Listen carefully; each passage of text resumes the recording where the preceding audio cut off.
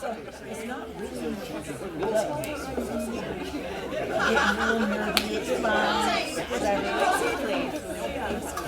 morning, everybody. Good morning, good morning, good morning. If you could take your seats, please, we'll get started here with the May Good Morning Truckee.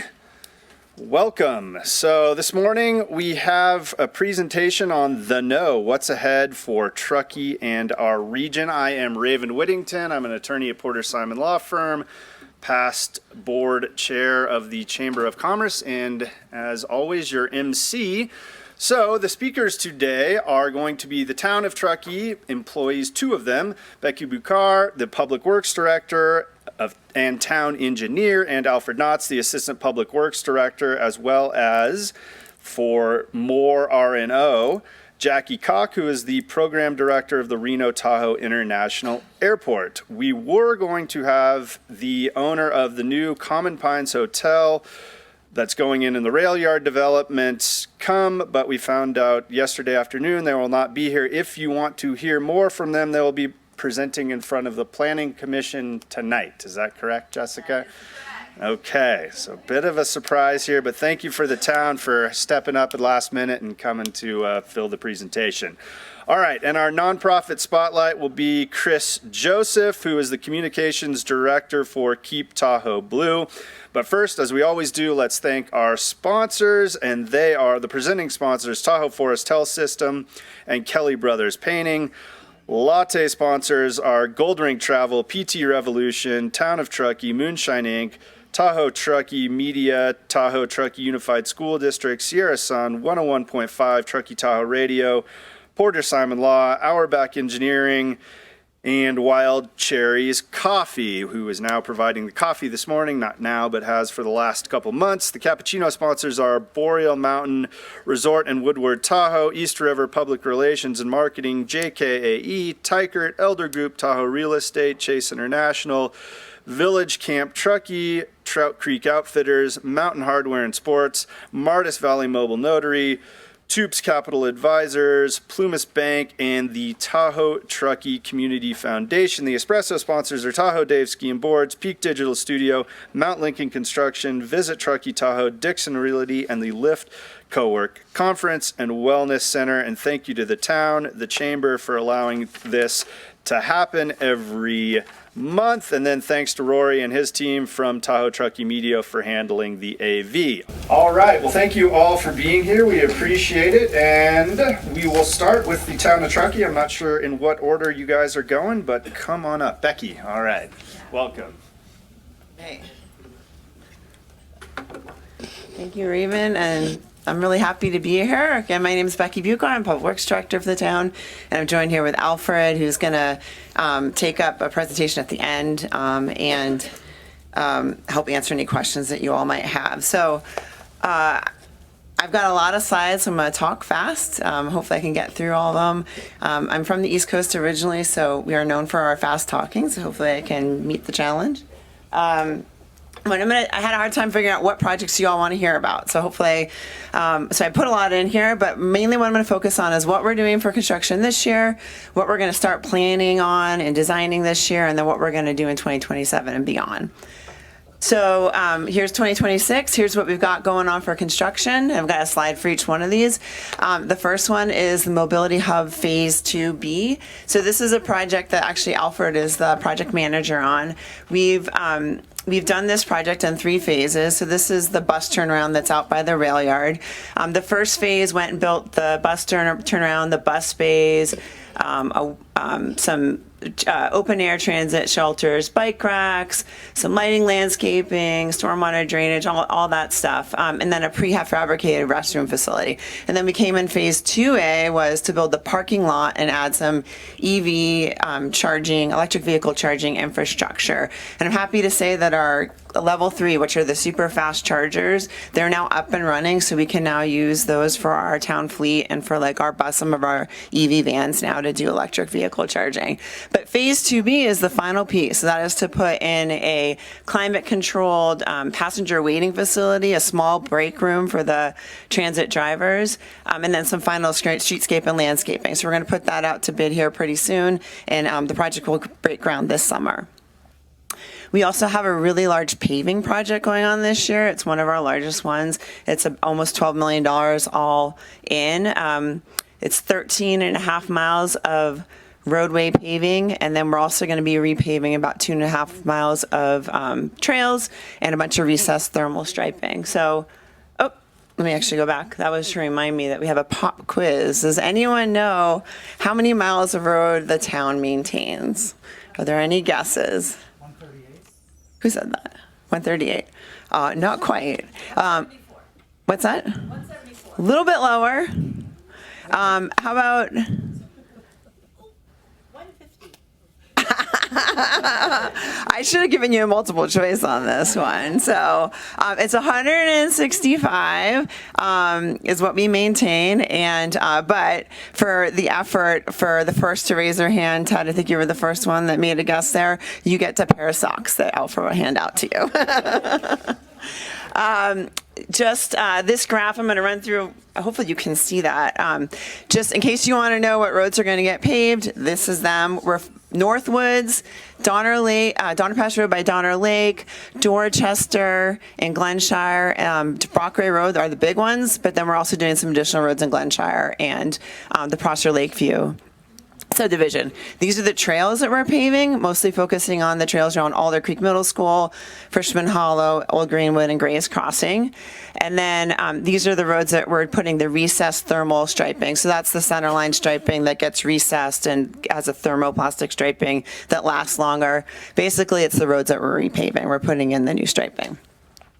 We also have a guardrail replacement project, which might not seem that exciting, but we're excited about it because we got almost $1 million, just like under $900,000 in grant funds to do that. So we're replacing a bunch of guardrail in town this summer. We also, this is not a necessarily town-led project. We have a new grant program that we've been trying out or piloting. It's a Measure U, which is our half-cent sales tax that goes to trail construction and maintenance. We have Truckee Trails Foundation as a recipient of that grant, and with the money that the town is providing, they're building a dirt trail that connects Thielen Drive in the Sierra Meadows neighborhood down to the new Legacy Trail Phase 4 paved trail. So that is going to start this summer. It's going to end up with it'll be about 3,500 linear feet of trail, and they expect to break ground very soon on that. So hopefully you've heard about some of the transportation improvements we've been doing out on Donner Lake.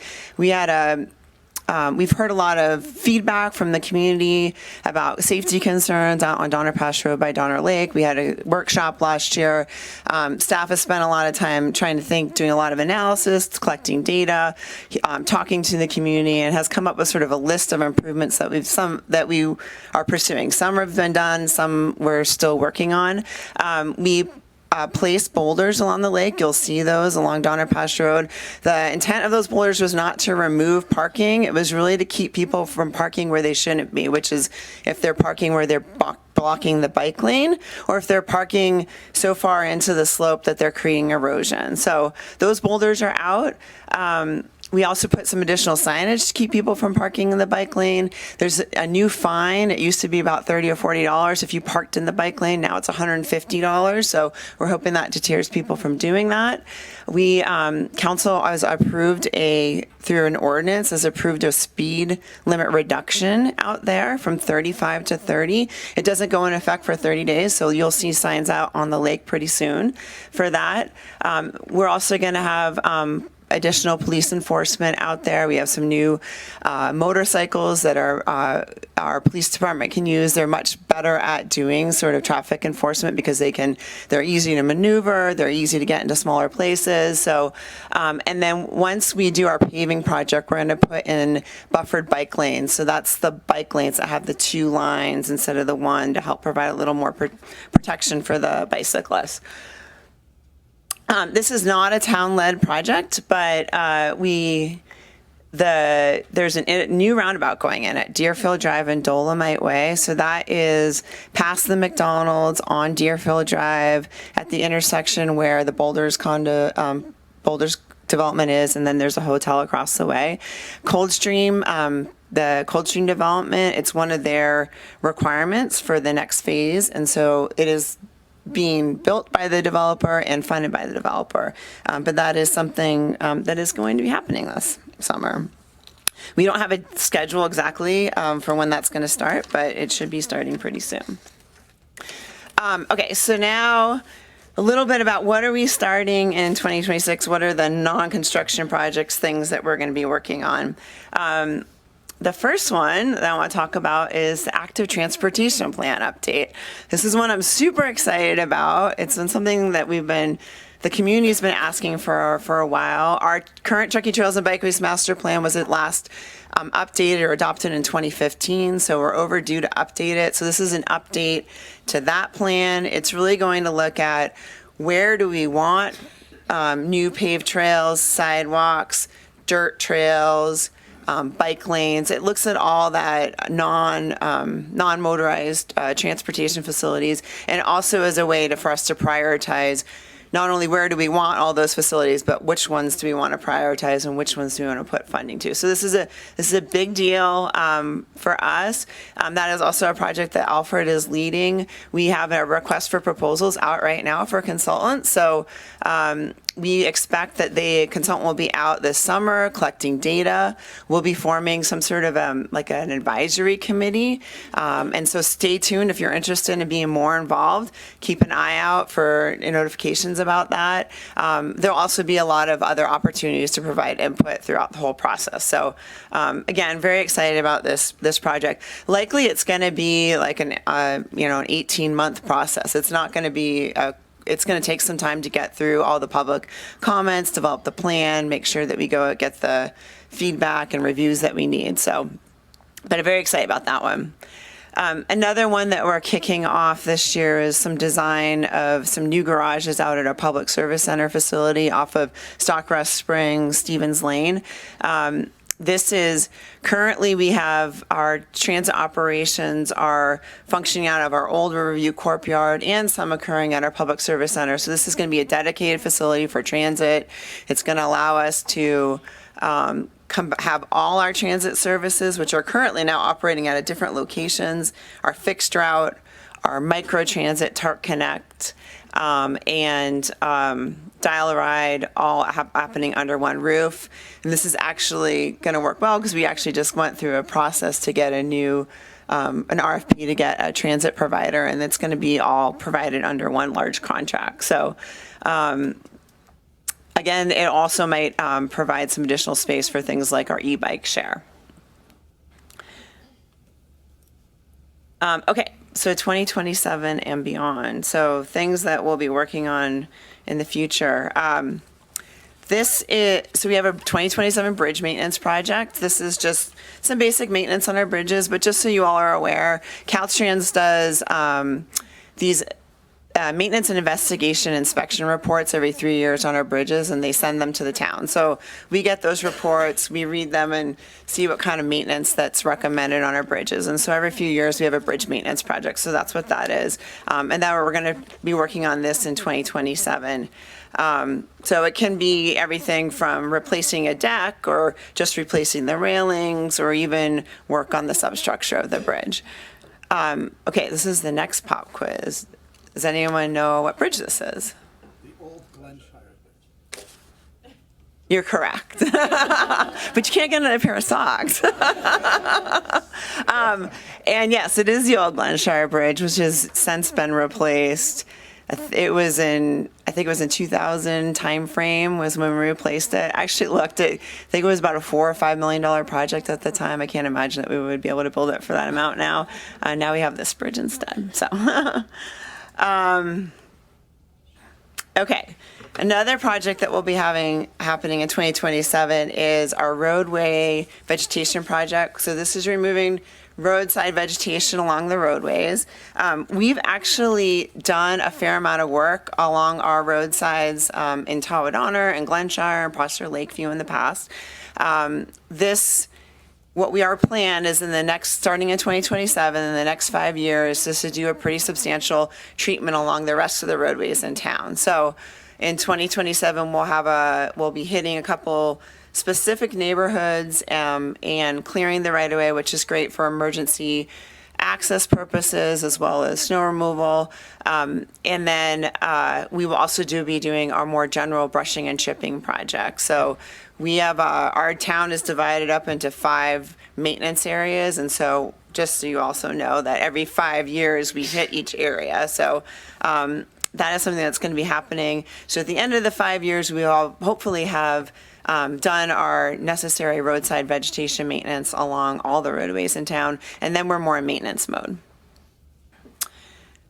So this is probably very hard to see from where you're all sitting, but this is sort of a map that we put together of all the downtown infrastructure projects that we had planned, and some of them are complete and some of them are still underway. And actually, this next slide, well, the ones with the check marks are the ones that have been completed. So we're going to take a break this summer and not have a downtown construction project, but starting in 2027, we're going to start picking up and checking some more about these boxes. So, but to date, we've done a lot in downtown. You know, we've done the Brickletown Streetscape project, the West River Street Streetscape project. We've restored portions of Trout Creek. We've got the Legacy Trail and, of course, the new bridge and the new park. So there's a lot of improvements have been happening in downtown over the last 10 plus years. So what we've got going, which we're hoping will get start construction in 2027, is what we're calling the Reimagine Bridge Street project. That is a $10.5 million project that would build traffic signals at the intersections of Donner Pass Road and Bridge Street, and Bridge Street and West River Street. So this project is one that Jessica Thompson has been working on for a long time. So if you ever see Jessica, give her a high five for her patience with this project, because it has been very difficult. It's a challenge because we not only need to get the Union Pacific Railroad to sign off on the plans, but we also need the California Public Utilities Commission and the Federal Rail Association to sign off. And what one agency might want is not exactly what the other one wants. So we're down to the details of like sizes of signs, back and forth, but we're almost there. And so hopefully we're going to be putting this out to bid soon so we can get signals at these locations. They will be coordinated with the rail signals as well. So obviously when a train comes by, the signals will react, and it will improve the safety. It will create sidewalks and crosswalks at all 4 legs of the intersections. It's really going to improve the ability for pedestrians and bicyclists to get through those intersections. So I'm very excited about that one. Another project that we have on the horizon that we've started design on is to build realign West River Street in front of the new park, but also build a new parking lot behind the tire shop and the Flyers building. And so this is an easement that we have from the railroad, Union Pacific Railroad. It's going to build about 100 or so parking spaces. And so that's something that we've just initiated design. We hope to start construction on that in 2028. And this would likely just be absorbed into the parking district. Okay, who's seen the new art out on Church Street and Truckee Way? Yay! Who likes it? Okay, good. Actually, we've got Colleen, one of our art commissioners over there, who is part of that process. And she's actually in this photo. You just can't see it very well. So that's a picture on the right of the art. We now have another project underway to put a new piece of art in the Coldstream Donner Pass Road I-80 roundabout. Our art commission has started that process. We had a request for qualifications. We received 35 applications from artists, which was a lot more than last time where we got 9. So our art commission was able to go through all 35, selected the top 3, and then there's a small kind of stipend that's provided to those artists. They're going to provide conceptual designs, and the art commission will decide which one will actually do the final piece of art in that. So stay tuned. That will likely go in next year. Another thing that we're working on is our electric vehicle charging master plan. We're looking at what vehicles we're going to convert to electric, when, and what kind of electric vehicle charging infrastructure we need for that. So this is a planning document that we're working on to figure out what we need at this facility at Town Hall and also our Public Service Center over on Stevens Lane. So there's the first phase of that we think is going to be about $1 million project to put some chargers here and at the other facility to sort of accommodate our first round of EV charging, electric vehicle conversions. And then there'll be multiple phases after that. So another thing that we're working on. And this one, Truckee Library, who's familiar with the Truckee Library project? Okay, good. This is not necessarily a town-led project. We're working in partnership with the Nevada County and the Friends of the Truckee Library on this. We formed a joint powers authority with Nevada County and Placer County to pursue the design and construction of a library. But this is something that staff has been working on consistently with those partners. And there actually is a workshop currently planned if you want to know. Oh, I got to go because I need to give Alfred time. So there's a workshop for June 3rd. Stay tuned on that. And then I'm going to pass it off to Alfred now because he's going to talk a little bit about transportation programs. Thank you, Becky. Good morning, everybody. Alfred Knotts, Assistant Public Works Director with the town of Truckee. Just wanted to highlight other few things that we're working on. But as Becky highlighted, our approach to transportation and just movement through the town and even through the whole region really is to focus on services, projects, programs, and also partnerships. We're really not trying to build our way out of congestion. I think we all recognize that that's probably not the thing to do in our community.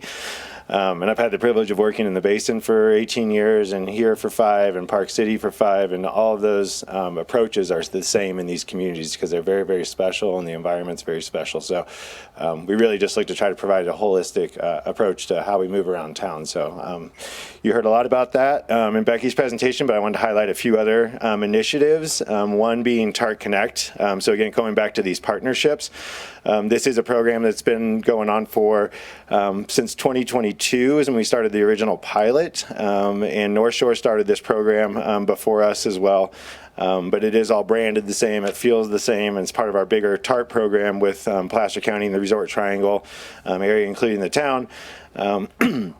But we are, before TART Connect, we were averaging about 70 to 80 transit riders per day, about 30,000 riders per year. For example, I used to carry 2 million people in Park City, so 30,000 is a little bit less than that.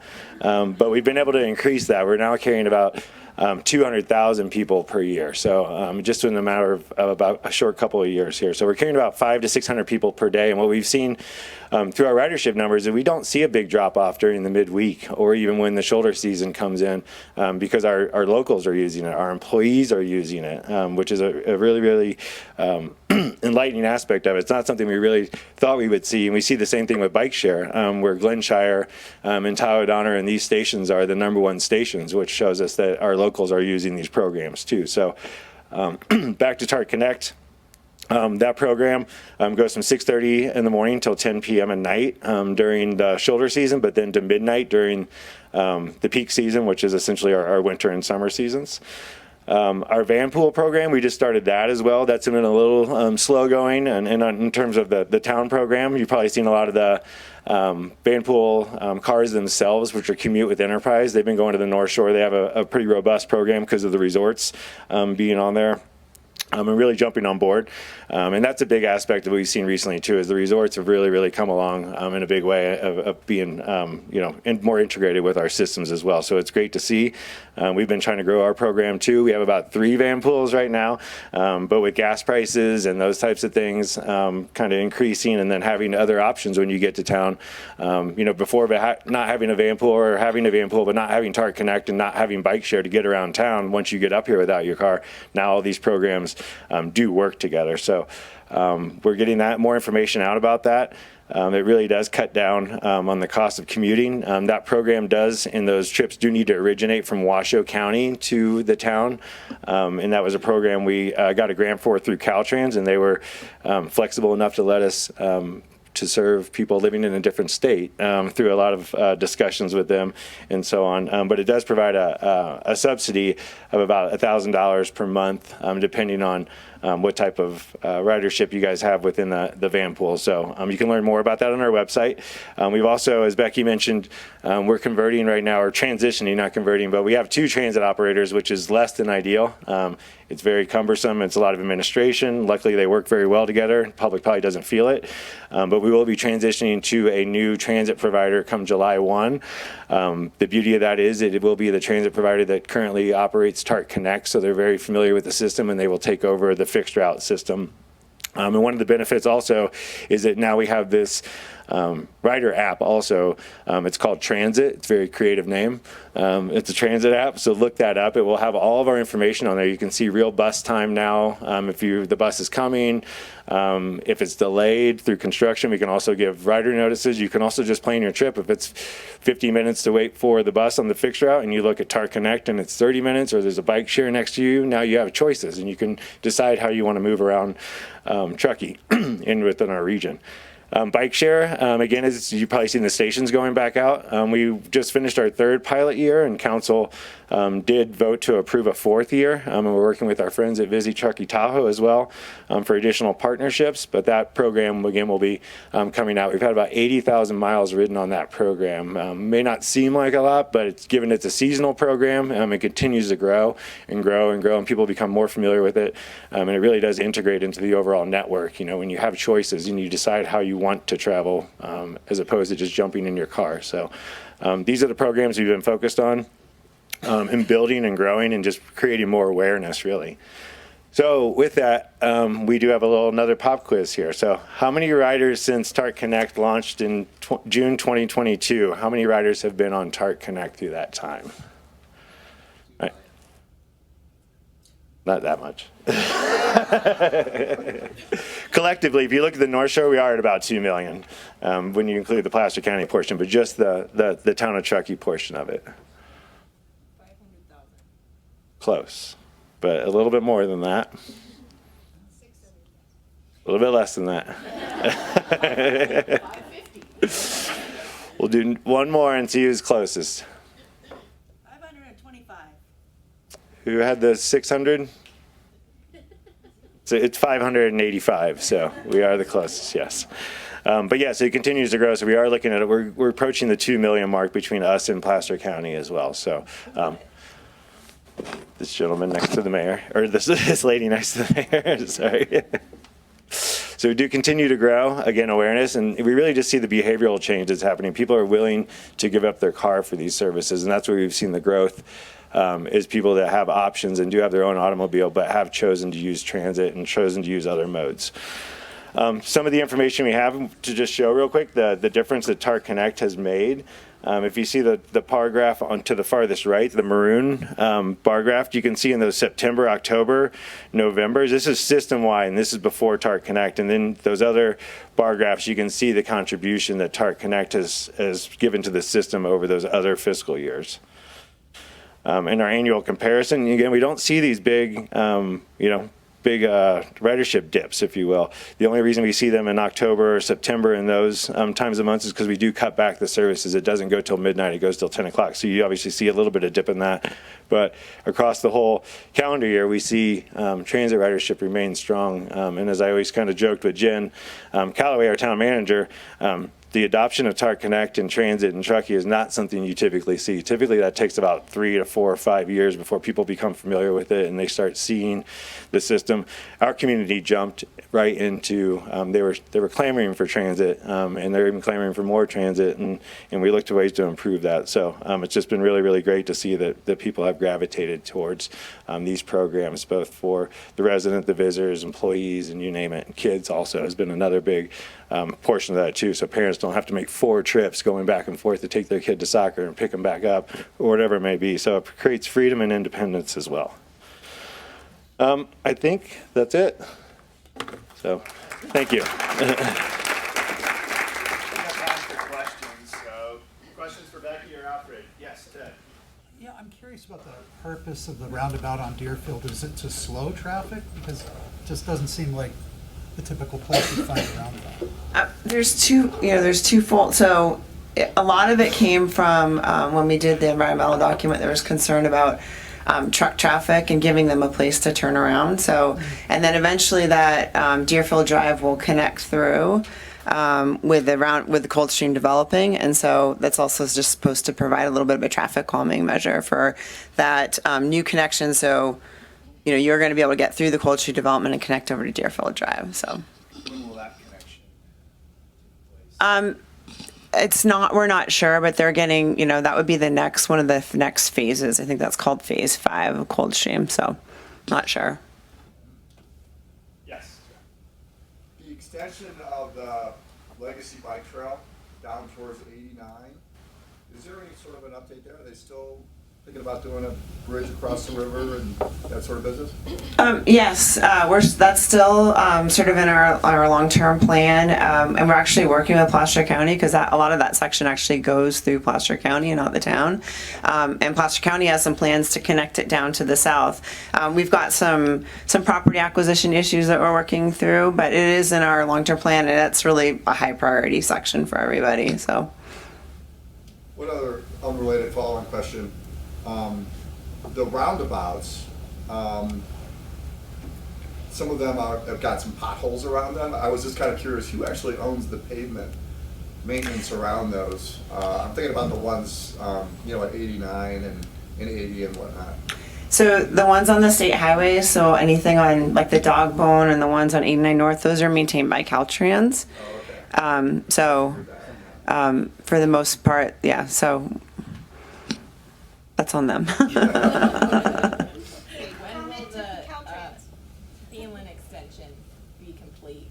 You said- The Thielen? Yeah, it'll start. It's probably the end of September, I think is what they're estimating. And then I have one other question. I know the TARP Connect program is pretty expensive. Does the town plan to maintain that long term? That is our plan. Alfred, do you have anything you want to comment on that? But it is our plan to maintain that in the long term. So. With the passage of Measure E last year, that did provide us long-term funding, sustainable funding for that. It does still have to go through the annual budgeting process, but yes, we would continue to operate that. And even though it is an expensive program, our cost per passenger within that system is about $18, $15 per passenger. In our fixed route, it's closer to $35 per passenger, and our dial route is closer to $80 per passenger. So we're able to serve a lot more of the community, a lot more responsive, more geographic area, but at a lower cost. So yes, it is an expensive price tag total, but the return on investment is far more efficient, more effective than our previous service delivery models. Chris, with the TARP Connect, just curious on a community safety perspective, have you guys been able to correlate any data on the effect on DUI or those kind of accidents with the implementation of TARP Connect? Well, maybe the lack of accidents, I guess, is big. Yeah. So we do annual, or actually, every time somebody uses the service, they are prompted for a survey. So we really do appreciate what people do. I know it can become mundane when you do it every time, but that information is very critical to us. And through those surveys, when we ask people what they use the service for, obviously work is a big portion of that, but about 40% identify being able to go out and come home and not having to drive is one of their primary reasons for using the service. I noticed in Tahoe City, they just, they're doing the green in the bike lanes. Have you guys thought about that? And, like particularly maybe even Donner Pass Road down by Donner Lake as a add-on? That's something that we thought about. So the challenge with those, and I'm glad Caltrans did that, so we can keep an eye on it and see how it works. Is that as you know, probably with just our bike lanes, we have to refresh them every year, so it becomes an ongoing maintenance issue. I think that might be something that our active transportation plan might talk a little bit about. And if we do want to, if it is something that we want to explore, like probably not every bike lane, but the priority ones. So it's something we thought about, but we're cautious about the long-term maintenance and how would take resources from other things. So. I have a question on the lighting that's going to go in around the rail crossing there. That image was from the jack side. What's going in on the other side of the track? Is there going to be lights there as well, or would it remain the same? Traffic signals on both sides. Yeah, on both sides. So. Any other Thank you, Becky. Thank you, Alfred.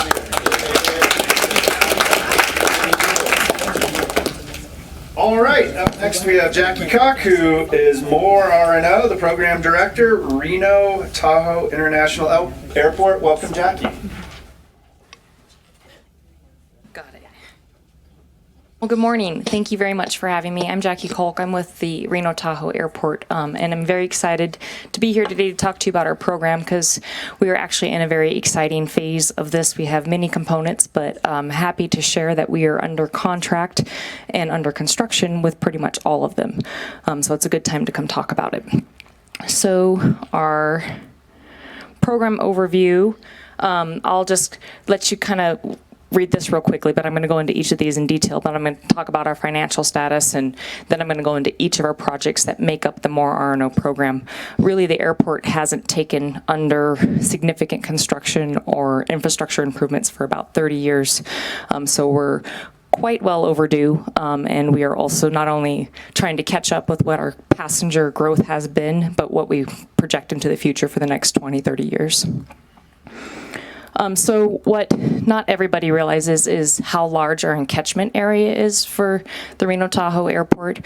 We really service well out into the eastern part of Nevada, Northern California, of course, through the Tahoe region, and even further south down into the Markleyville area. So our catchment basin is fairly large. So it's not just servicing the Reno Sparks area, but we have to look at how many customers we have that are actually traveling to the airport, not just able to catch our Ubers and our Lyfts, but that actually have to commute to our airports. But yes, we have what we would consider over 1 million people that call Reno their local airport. We also have a lot of traffic due to the Tahoe industrial region east of Reno, called Truckee. So really, as I mentioned, this is long overdue, but it's also the right time. As you'll see as I go through the slides, there's a common thread through all of our projects. So it was one that we kind of had to bite off all at the same time. We couldn't just do one phase and then move on to the next phase. Everything had such a big ripple effect when we started looking at what critical components of one project, how they affected another area of growth, and how we were kind of in our own way. So we really had to rip the Band-Aid off and say, in order to move this group here and expand here, we had to move this group over here and achieve this problem. So that's really the reason we're hitting this all at once. But we also really look at how much our airport impacts our local region, and how do we do that without really stifling the growth in the business activity in addition to the tourism that we have here. And we take it really seriously how much we bring into this region, and really some of these numbers talk about what that looks like. And we've done a study a few times that links our travel to the businesses. So when people travel here for business, what is that bringing as well? Not only just our conferences and our tourism, but when you look at some of the jobs that we support in the region, how is our travel impacting that? So our focus is maintaining that passenger experience through construction with the long-term goal in mind, but also not impacting tourism and business development. So we are looking for the next 40 years of travel in our numbers and our planning. And then we're also just making sure that who we serve and how we serve them, we're mindful of that. So this is the overall map of really the area and what we're doing. It's to orient you north is to the left side of the map, and everything that's either in blue or black is projects for us. I'm going to go through each of these individually, but really we start at the north end with our ground transportation center, and then we work our way south into some parking expansion, loop road improvements, our ticketing hall expansion. We're building a new police and headquarter facility, a new central utility plant to support our new infrastructure areas, and then of course our big projects, which are our new concourses. So we're completely replacing the existing 2 concourses that we have in service today. So what makes up the $1 billion plus? The ticketing hall expansion project was about $32 million, and that's complete. Our loop road improvements, also complete, was $14.4 million. Our ground transportation center, which is a public-private partnership, is just under $300 million.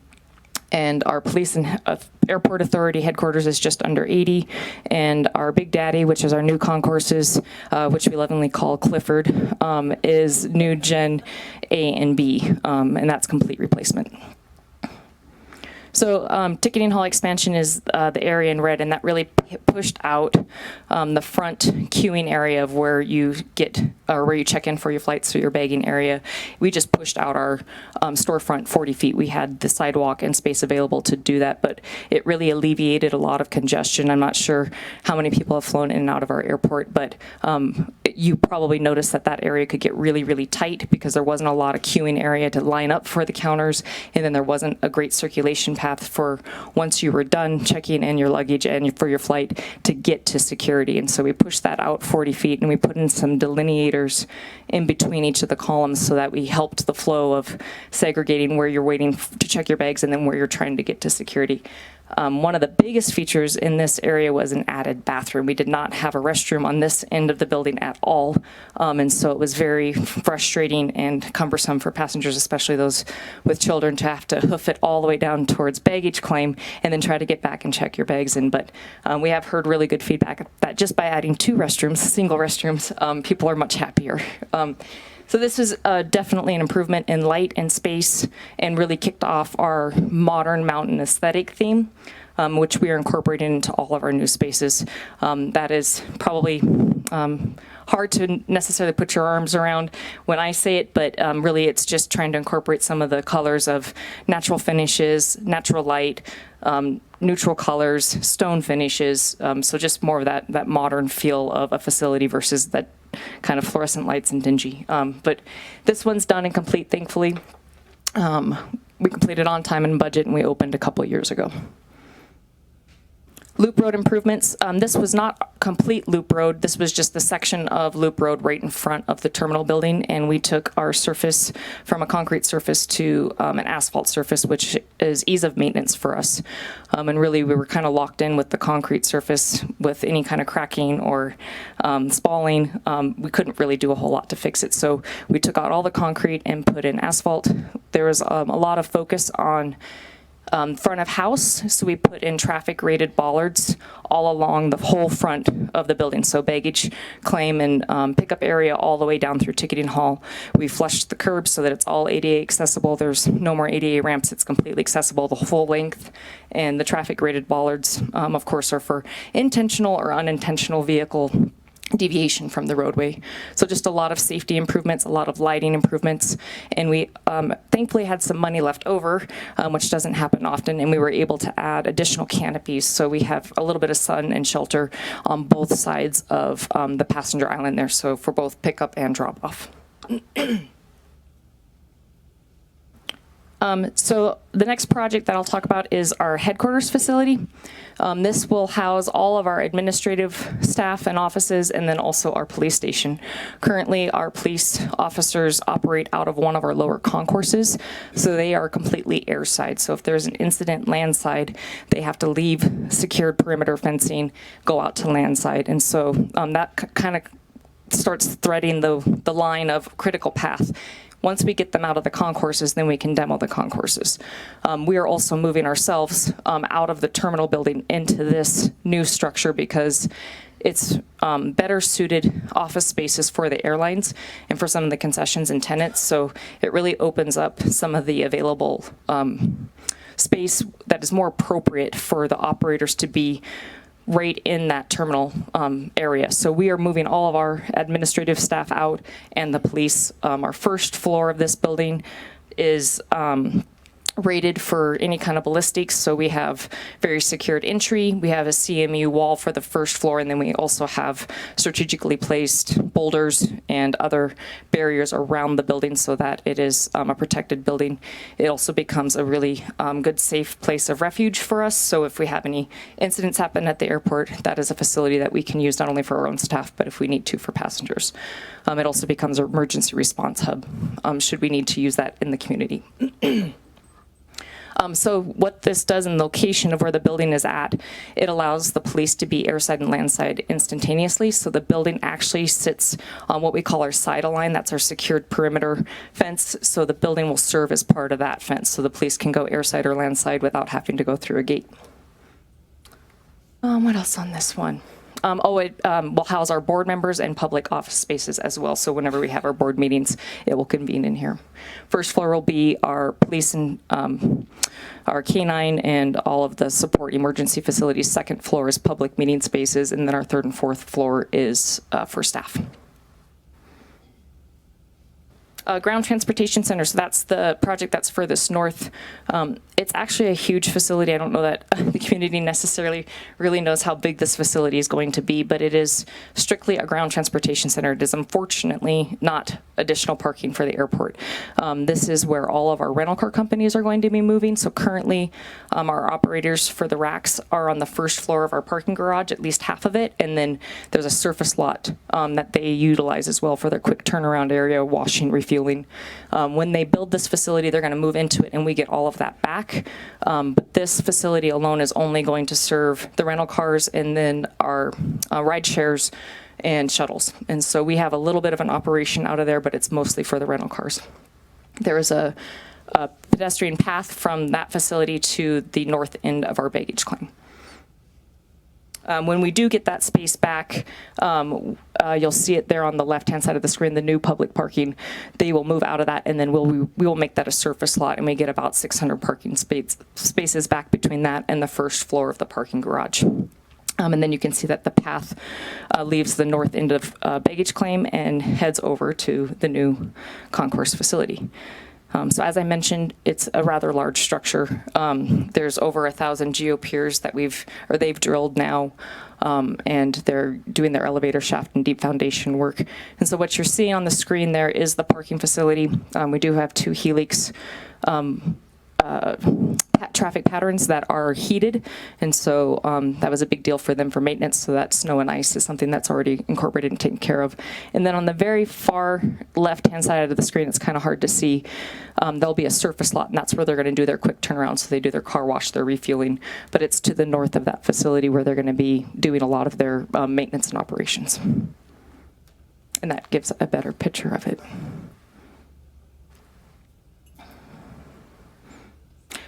So Clifford, our big daddy, the big dog, this is a new gen A and B, and currently, if anybody travels a lot, you've probably noticed that we have concourses B and C, and there's no A, and so there's a lot of people that go, where the hell's A?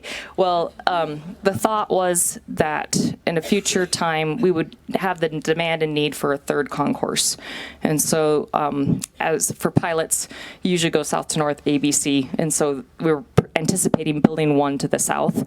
We don't see the need for that. And the reason more so is not number of flights, but just capacity of aircraft. And I'll get into that a little bit.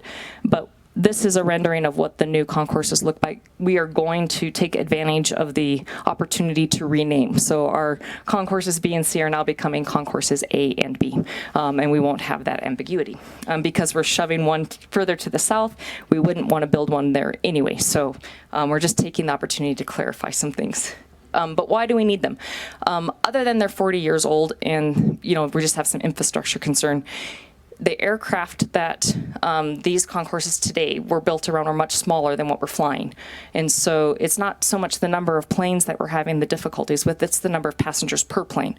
And so you'll notice when you're at a busy time or a peak time of travel, the holding rooms where you sit and wait for your plane are overfilling. And so you're standing in the actual walk paths and you're trying to find a seat in another area where you can't necessarily see the boards and you can't really hear the announcements. And so we have more of an internal problem than we do how many number of planes we're actually able to flip. And I'm going to go back for a second and just point out the amount of the area that we get in the middle. Right now we only have what we call a single taxi lane.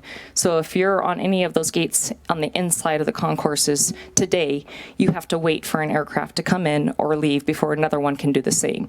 What this does by pushing both of our concourses out is it creates a dual taxi lane. So we are able to bring one in and pull one out at the same time. So we can turn planes a lot quicker. Oh, and we also, go ahead. Thanks. Oh, well, I'm not even close, but I'll hurry up. One of the big things, too, is that we did not build these concourses when, in the day and age when everybody had a cell phone, AirPods, iPads, computers, and so there's nowhere to really plug in, and so that's something that we're very mindful as well. So the passenger experience is a very big focus for us. We want to modernize like some of the airports that you really enjoy traveling in and out of, but we also know how much people love Reno and the airport there, so we're trying to maintain that balance of how do we expand and still make it viable for you to park and walk and not have to take a shuttle. But yes, passenger focus is really our number one goal. We do have a 10-year airline agreement with our signature airlines that we have a lot of constraints and restrictions on, but we sit in a very good place because we were able to execute that airline. So we have a commitment from our signature airlines to be there and operate out of our airport for 10 years. So with that, we make sure that we have addressed their concerns, their needs as well. 23 gate replacement plus 1 new. Again, really, it's not the number of gates that we're trying to solve, it's the holding areas, but also accommodating the aircraft that we fly today and in the future. The dual concourses, we're renaming it. Spaces for hold rooms, we're updating our concessions program. Those solicitations are coming out soon. So we are going to have a new concessionaire, and we're going to be encouraging local businesses to come in as they can and put in the new concessions for us. Our restrooms have been a very big focus for us. Everyone's been through an airport where the restroom experience wasn't great. We are striving to not have that mark. And so we've spent a lot of time on what the restrooms look like. We will have adult changing tables, pet relief areas, just as many amenities as we could find to put in the bathrooms. We've really tried to accommodate. We're going for LEED certification on the spaces, and again, maintaining that modern mountain aesthetics. The Central Utility Plant, this is a new facility, and it's going to support both our headquarters and our new concourses. We are not geothermal today with this, but we are prepared to be if we ever want to in the future. It was not cost effective for us. We did look into it. We did get bids for it, but it wasn't one we felt we should execute with the dollars we got today. So we have made it an infrastructure that we could switch to that in the future should we want to. And these are just some construction photos of where that is at, really working on the utility trench and the building build out. We did have to expand what we call our South Remain overnight. It's where the aircraft park if they're going to stay overnight. We had to expand some concrete to fit that. That's complete. So they push them over there and they get out of the way of the gates. And then just some general construction. We have shut down one side of the South Concourse and taken the passenger gates off of that side. And we're starting to begin all of our utility connections and deep foundation work. And then we'll do it in phases. So we are constructing in phases and opening in phases, but we will always have a minimum of 19 operable gates. There will be short periods of time where we have to have walkout boarding, which is new for travelers in this area, but it's really not a huge operation. We will probably have 1 or 2 flights a day during peak times that we will have to utilize those walkout gates. And then these are some renderings. I'll try to go quicker. Sorry, I know I'm out of time. Just a lot more natural light, a lot more space. We have a big focus on gaming. We still will have it. It's going to be incorporated, but we know today that it's very intrusive, and so our goal is to not make it as intrusive, but still available for the passengers that enjoy that feature of Nevada travel.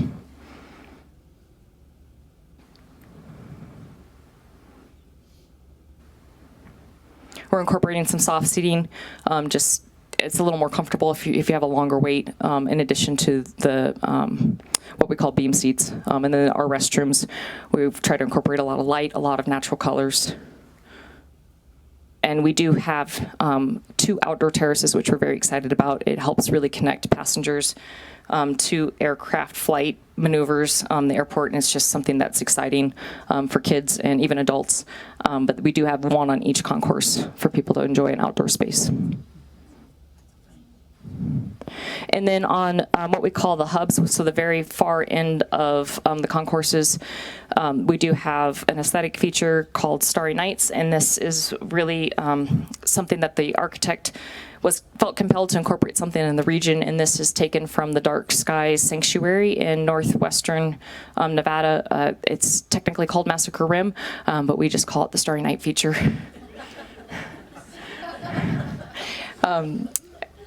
This is just a quick overview of how all of that ties together. The central utility plant, which feeds the headquarters, and then the new concourses. And if I have time, and if it works, yeah, just hit that play button. Am I okay on time? Okay. I'd like to show you the video that does the whole rendering of the concourses.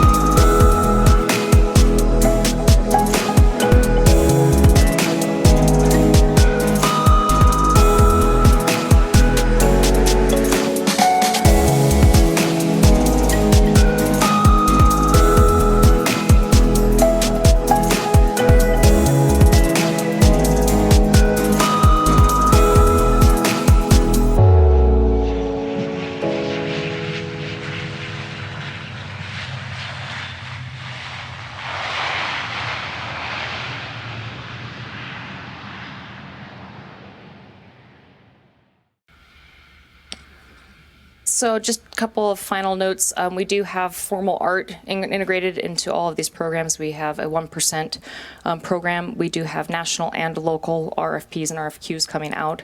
Our HQ facility is focused a little bit more on the local integration, and our concourses is focused a little bit more on the national organization or national level, trying to get a little more cohesive with how other airports integrate art. We did do an installation in the ticketing hall. If you get a chance and have some time, it's behind all the ticketing counters. It's a 460-foot art installation by Dixie Frengay, and it really goes through the seasons of the Northern Nevada region. And there's a lot in there. It's a beautiful installation, so we are very excited about the art integration pieces that we have in all of our projects coming up. We are a quasi-municipality, so we don't receive taxpayers' dollars at the airport, so we are funded mostly by FAA grants, and then also we are bonding for the first time to complete all of this work, and then we are utilizing a P3 mechanism. So how we afford all of this is also very complicated, but we feel very successful where we are today and where we're headed. So all good things, and I'm happy to take questions if I have time.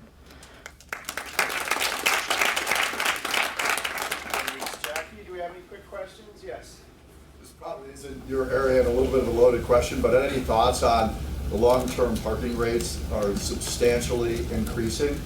And is there any opportunity for any off-site parking options? I mean, I'm Ubering more and more from my friends' houses because to travel for more than a week, it's expensive. Yes, I can dangerously touch on this because you're right, it's not necessarily my arena, but I can tell you that a lot of consideration has gone into parking. We spend a lot of time looking at what other airports are doing with their rates and charges, and I know it's gone up recently, so this probably doesn't help ease that pain, but we are still significantly lower than a lot of airports our size. And that increase, believe it or not, really was to try to change behavior more than it was to get fees and rates and monies for ourselves, because although we do get some money from that, it's not our bread and butter to build stuff like this.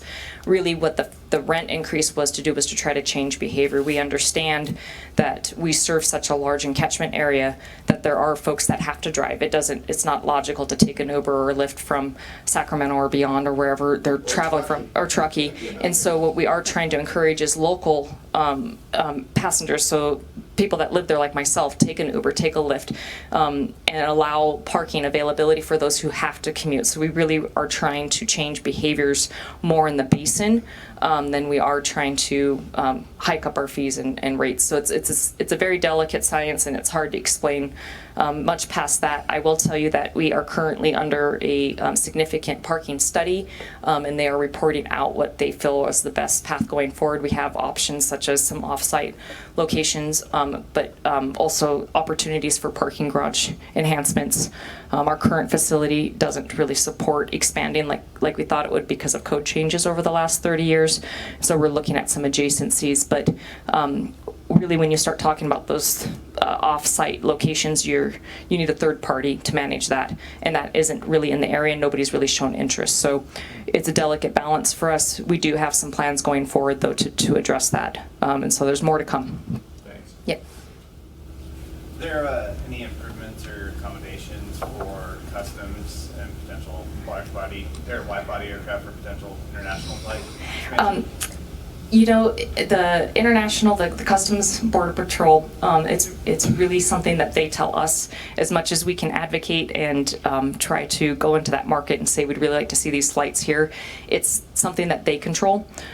We are prepared in the new concourses should they ever want a gate at our terminal for international flights. We're prepared to handle that for the aircraft that they may use to go overseas. So we're trying to be at the ready for when they pull the trigger. It's truly a coordination between customs and then also the airlines. And really the airlines have to tell us that they're willing to bring a flight there. So we jump up and down a lot, but until their numbers make sense, we just stand at the ready to accommodate them when the day that they hopefully say, yes, we'll bring you this flight, because we would love that. All right, thank you so much. Thank you. Okay, up next we have Chris Joseph, the Communications Director with Keep Tahoe Blue, as our nonprofit spotlight.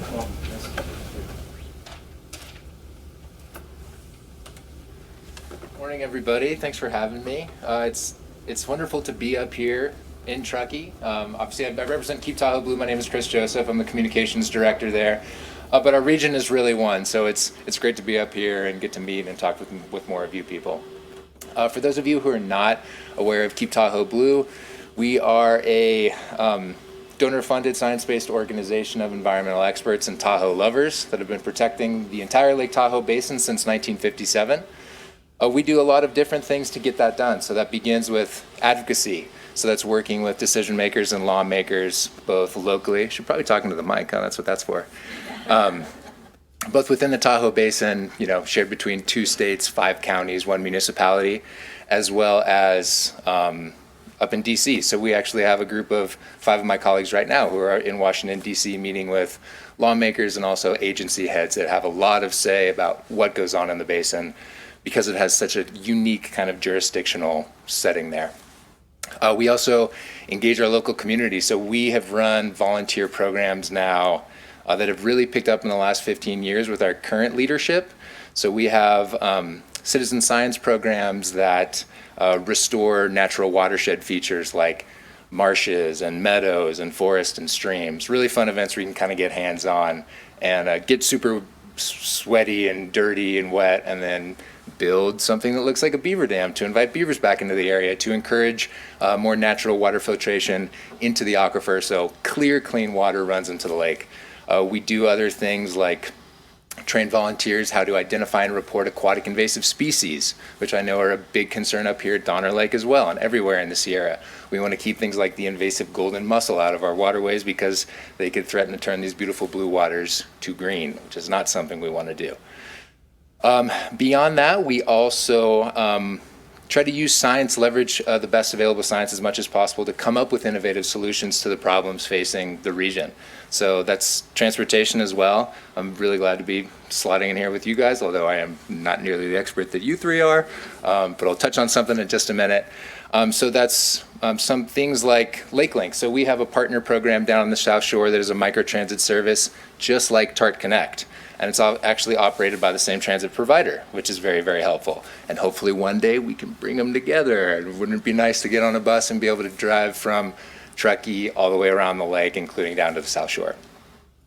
Other things we work on are some kind of cool, innovative things to prevent the movement of aquatic invasive species out of marinas in Lake Tahoe.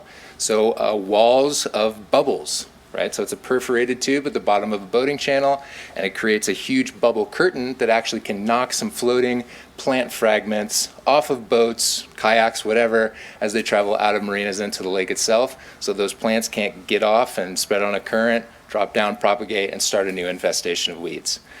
Beyond that, we also work with the local community. So we have a new environment and education center down in South Lake Tahoe that we really envisioned as kind of a hub where people can come, whether they're locals or visitors, to come and learn about Tahoe and the whole region, why it's so unique, how it was created, but also what are the threats and how can people take simple actions that can help to keep Tahoe blue. We've really opened that kind of in earnest last summer, and from the fall of last year through now, we've had almost 1,000 kids' school field trips come through and visit, engage with our environment and education director, and kind of get a cool experience there. So if anybody has any school groups they want to bring down, please come grab me afterward. Love to accommodate you. But what I want to talk about today related to transportation is actually the Emerald Bay Shuttle. So did anybody hear about that last year, running in Tahoe? Cool, a handful of you, that's great. Anybody ride it? No, I get it. For me, I live down in Myers in the South Shore, and I never ever think of visiting Emerald Bay because it's a nightmare, right? It's impossible to drive through there. It's impossible to park. Every time you pull over, you risk, there's huge families piling out of minivans, right? You get your car booted. At the very best, maybe you go down there, you park, you see some people taking dumb selfies, and you get a big fat ticket, right? Not exactly a great day. So the idea is we had about 20 different kind of collaborators come together, including El Dorado County, the city of South Lake Tahoe, Keep Tahoe Blue, Tahoe Fund, the Tahoe Regional Planning Agency, Caltrans, et cetera, and so forth. Try to figure out what's a better way to get people to that area, because it's not like people are going to not go to Emerald Bay when they come and visit. in a more safe, sustainable way that protects the people that go there and also protects the lake, because the traffic, the roadway erosion creates a lot of water quality impacts for the lake in Emerald Bay. So last year we launched a pilot program running the Emerald Bay Shuttle. So there were routes that ran from Sugar Pine Point State Park Campground down to Emerald Bay at the Eagle Falls Trailhead, and then also from the South Tahoe Y Transit Center, kind of right there smack in the middle of town where 50 meets 89. And those routes ran for about 3 months last summer, and it worked really well. People hopped on. The surveys that we gathered from those folks, really, really positive, really easy. People could just jump on. It was $10 for a round-way trip for adults, $5 for kids. And that was paired with a road safety audit by Caltrans to kind of look at what are some of the long-term improvements that can be made in the region, right? Those are going to take a while, of course. But then also we blocked off some unsafe parking in that region. During the term of the pilot. We're doing the same thing this year because of the popularity and the success. So we're doubling the amount of unsafe parking that we're blocking off, and then increasing the service and adding a stop to the shuttle itself. So now you could take transit from here in Truckee. You could hop on TART Connect, or you could hop on, it's the Highway 89 route on TART bus service. Jump down to the Tahoe City Transit Station, hop on the mainline route, get to Sugar Pine, and then you can get on the Emerald Bay Shuttle. There's room for bikes, there's room for your coolers, you can make kind of a day trip out of it. And we're hoping that this can kind of maybe provide like a glimmer of hope that we could have that region-wide bus service so you can park your car once and have like a car-free, carefree experience when you come down to the lake, or when anybody comes to the lake.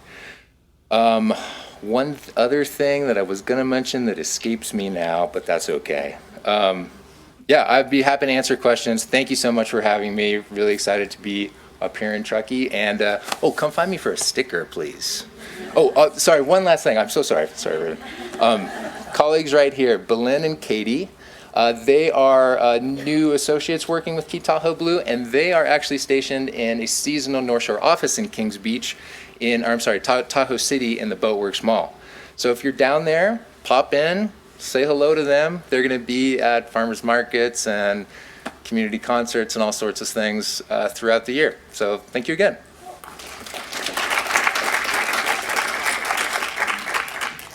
All right, no other questions, and we'll go into stump speeches if anybody has them. Yes, April.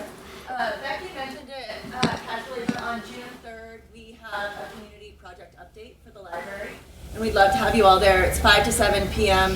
at the Steve Randall Community Rec Center. Anybody else? I'm Sarah Coolidge with Eastern Placer Future, and just a couple things. Some of you know, or hopefully all of you know, that we are looking to incorporate over at North Shore and the area of Eastern Placer that comes right up to right over there. And you have friends and neighbors that actually do not live in Truckee Town proper. They live in Placer County, and they are not served by the Truckee Town the way they would love to be, or the way the town would love to serve them, because they're in Placer County. They would be a part of our town if we actually get to the point that we become a town.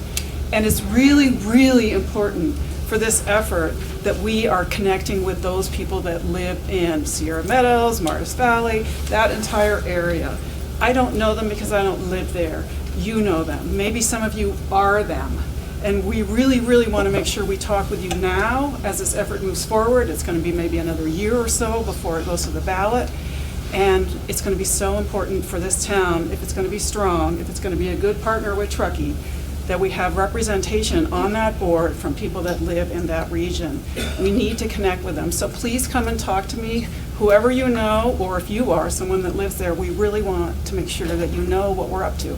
Lots of information here. Come and chat. Thanks. Thank you. Yes. Caroline with the Transportation Management Association. With all this talk about the airport parking, I just want to make sure everyone's aware of the North Lake Tahoe Express Airport Shuttle. So it provides daily service from the North Tahoe Truckee region to the airport. There's multiple stops throughout the day at the Truckee Depot, and you can find the schedule at northlaketahoeexpress.com. Nice. Thank you. Yeah. Hi, Amber with Silent A Photography. Just wanted to let you know that I'm doing family. It's a great time to do family portraits and senior portraits if you still have them. And for every portrait session that you book, I give $50 to Project Grad for their alcohol-free graduation. So there you go. Nice. All right, thank you. Thank you. Yes. I'm Carrie Charlstrom. I'm with Coldwell Banker, but I also have a local podcast called High Mountain Living, and basically I interview locals, what they do, their business. I've had April on, I've had Jessica on with a little technical difficulty, but would love to have you come and talk if you want. It's about, I try to, plan about an hour of time, but the actual podcast runs like 35 to 45 minutes depending on you. But yeah, it's just talking about the community and what you do and why you're here and what makes it so great about living here. Great, thank you. So reach out. Anybody else? Yes, Matt.